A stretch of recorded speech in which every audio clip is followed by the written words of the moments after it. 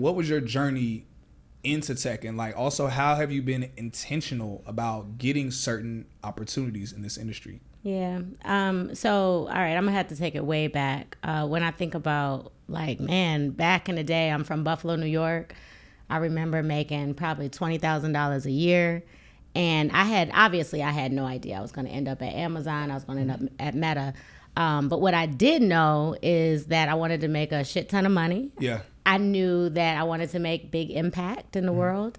And like real talk, I just looked around and realized that I just wanted something better. So like I knew that there had to be something else out in the universe. So I was privileged with the opportunity to have like a bunch of mentors and the insight to know that I needed to keep strong, successful people around me in order to like understand that there's a bigger world outside of where I am. So anyway, long story short, I didn't know what I wanted to do. I had just heard about tech and I heard about people in tech making a lot of money. Yeah. But of course, at that time, I had no tech experience. And so my thought process was, okay, how do I gain experience? How do I take the experience I have, leverage that to something else, leverage that to something else, leverage that to something else? And like really that is the story of my entire journey. So when I was, I don't even know, years ago, when I lived in Buffalo, 15 plus years ago, like I said, make $20,000 a year. I worked with at-risk youth. But a lot of working with them, I had to like set up appointments and stuff for healthcare. So I learned a lot about insurance. And so then when my husband and I moved to Orlando, I was thinking like, how can I use this insurance experience to get a little bit of bigger bag? Again, I'm $20,000, so anything is a little bit more, exactly, right? Yeah. So okay, I took the healthcare experience and I went into a healthcare company. I went to Aetna. From Aetna, again, this whole time being super intentional that like I'm doing 1 or 2 years at each place, gaining the information, doubling down on my resources and my experience inside of these companies, taking that and then going to the next thing. Yeah. So at Aetna, learned a lot about customers, learned a lot about like the back end systems that are required in order to run someone's insurance payments. So from there, I went from Aetna to a healthcare technology company called McKesson. And when I was there, that's when I started like meeting specifically with tech folks, understanding like back-end tech systems, like Epic. And so did that for a couple of years, but again, laser focused on building relationships and understanding just tech in general. From there, I applied to Amazon. Again, we can talk about this a little bit later. I had no knowledge, no referral, no nothing. I'm just like, yo, I know that people at Amazon get paid a lot of money. Yeah. So I applied at Amazon, no lie. Every time I say this, people think I'm bugging. I applied probably 50 times. Because I'm like, okay, the law of large numbers says it's a numbers that if game. I apply 50 times, somebody has to call me. Yes. Right? Yeah, because at least they're like, yo, this person really wants it. Either that or I'm crazy. Yeah, exactly. One of the two. So, okay. So I finally got the call from Amazon. They flew me out to New Jersey. Yeah. Did an interview, killed the interview, smoked the interview. You better you apply 50 times. But wait, like, yo, this is it. But then they called me and told me I didn't get the job. So literally. Oh, no. Literally devastated. I would have been like, Jeff, Jeff. Don't ask how I got your number, Jeff. Don't ask. Literally devastated. I remember for crying. My husband was like, "Babe, you good? Like it doesn't matter. Like just do it again." Yeah. Wow. Shouts out hubby. No, we're gonna talk about relationships and making sure we sticking around the people who promote our like inner happiness and strength and our will to do more. But we're gonna get there later. Okay. So then they called me back just magically like a week later. Like, you know what? Unfortunately, the person that got the job was just local, so they could start now, but we really loved you. So what about considering a role in Seattle? And I'm like, bet. I didn't know what the role was. I didn't know what it had to do with. I'm like, bet. It was the most money I had ever seen. We were living in South Florida at the time. So they relocated us from South Florida to Seattle.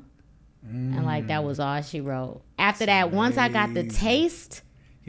Of what it's like living that life, that was it. Yeah. That was it. There's nothing like it. That's incredible. Yo, shouts out to you for your level of like dedication, consistency. I've seen a lot of people, like I've gotten DMs of people, you know, and I'm sure you've experienced this probably significantly more than even I have, but people reaching out and they'll be like, man, you know, I've applied to maybe 50 companies or, you know, 100 companies. And I'm like, man, I applied to like 500 companies. Yeah. When I was first getting in, and I was denied by all, whether they just denied me or I didn't pass the interview. And I was like, and only 3 companies out of all of those companies, only 3 were like, yeah, we want to hire you. Mm-hmm. And only 2 really gave me decent offers. And 1 was the one that I accepted. And it's like, you know, so I can't even my story doesn't hold like, you know, a candle to what it is that you're talking about, where you're like, no, I was dedicated to apply to this company 50 times. And so that's a huge piece that I think people should really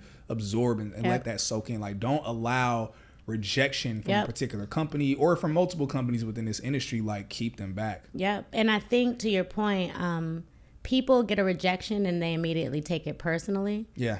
And sometimes it's not about you. Yeah. Like, I think that folks don't understand just the sheer mass of resumes that come through the door. Like, there's a role opened up recently at Twitch, and a bunch of folks reached out to me. It's not even on my team, but a bunch of folks reached out to me. And so when I hit the hiring manager up, she was like, yeah, like, I'll take your referrals, but we have 400 people in 2 days.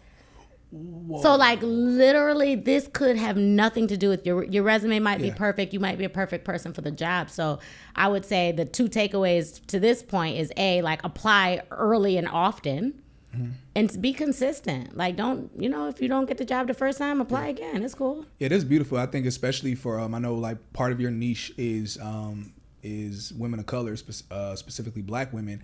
And I know something that I've seen many Black women begin to internalize, because obviously we know about all of the disparities and you know, the way that people of color, but then take it further, like Black women are treated in the world.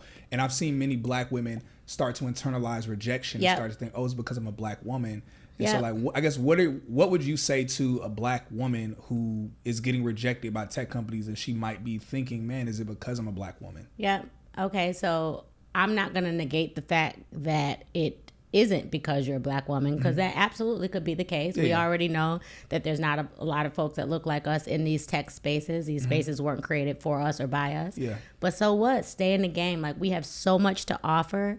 Tech companies that are global, that are offering products and services to global audiences, need us. Yeah. They need diversity of thought. They need people who come in and just mix things up a little bit.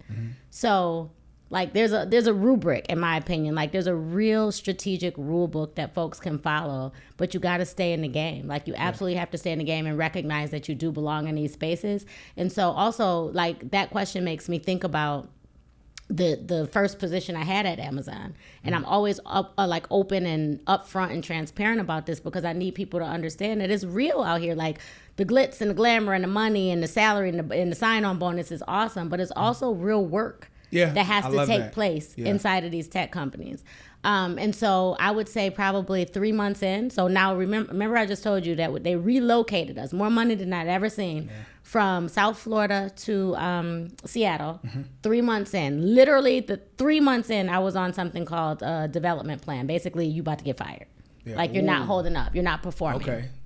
And so devastating. Yeah. Super stressful. And so, I, like, luckily my story, like, flipped, and I was able to find a mentor. I was able to get on a team that really was aligned to the things that I'm good at, and also find a mentor that empowered me to show up as I truly am, because I wasn't doing that the first 3 months. Like, this was all new to me. This was a culture shock. I was working in a predominantly white space, of course. And I just, I never had given myself permission to be myself. Yeah. And so when I met this woman, and she kind of just gave me the permission that I needed, that's really where the magic happened. Like, that is where the growth happened. That's where I felt like I deserved to be there and I belonged to be there, and they needed me there. And, like, that's a different flex when you walk into a space feeling 100% unapologetic about how you show up. Like, that's when the increase in performance and all of those things happen. So from there, spent a little time at Amazon. Then, like I said, I went over to Meta. And so at Meta, like, I really felt like, oh, yeah, this is for me. This is for me. So went to Meta, performed really well at Meta. And then, kind of to your point earlier, started seeing the writing on the wall. That's another conversation we can have is... So I do want to get there. Okay. But one of the things I want to touch on, just based on what you had just mentioned, was, like, I actually loved it. Like you actually started me when you had mentioned would you say it was like a development or plan program or something? It's like, called a PIP, a performance improvement plan. Okay, I've heard of PIP. So, but I love how one, thank you for sharing it. Thank you for being vulnerable in that way. But I think that's so beneficial because you had mentioned earlier how like, there's real work in this industry. Yep. I'm trying to reshape my brand to help people understand. Yeah. Because I've talked a lot about like, how much money, how great it is, but I'm starting to realize, there's a lot of people that just think like, they're just being handed these jobs and not have to do much. That's right. So I love you mentioning there's real work, but I also love you mentioning, hey, after you got this dream career, moved to Seattle, that after a few months that there were some areas of improvement and adjustment that you needed to make. Dope to hear that transparency, but also to hear that instead of you just throwing your hands up and giving up, you're like, okay, let me reach out, let me network, let me see who I can connect with to help myself make those adjustments.